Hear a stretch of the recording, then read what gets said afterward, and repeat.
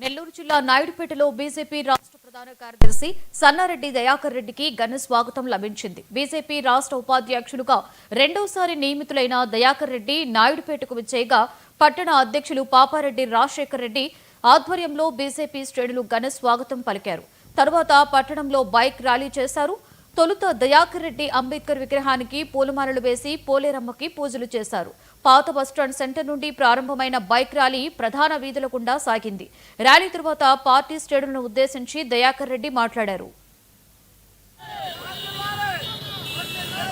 ప్రధాన కార్యదర్శిగా రెండోసారి నియమితున్నై ఈరోజు మొట్టమొదటిసారిగా నాయుడుపేటకి విచ్చేసినటువంటి నాకు స్వాగతం పలికినటువంటి భారతీయ జనతా పార్టీ నాయకులు, కార్యకర్తలు, నా మిత్రులు, అభిమానులందరికీ కూడా పేరు పేరున ధన్యవాదాలు తెలుపుకుంటా ఉన్నా.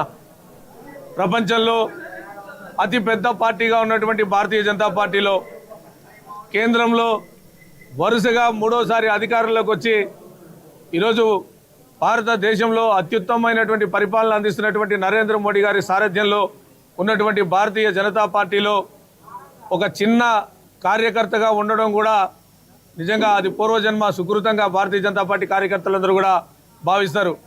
అటువంటిది పార్టీ నాకు అవకాశం ఇచ్చి, నాకు గౌరవం ఇచ్చి, ఇప్పటికీ అనేక పర్యాయాలు అనేక బాధ్యతలతో ఇచ్చినటువంటి పరిస్థితుల్లో ఈరోజు అతి చిన్న వయసులో రెండవసారి మళ్ళీ నాకు రాష్ట్ర ప్రధాన కార్యదర్శిగా అవకాశం ఇచ్చింది.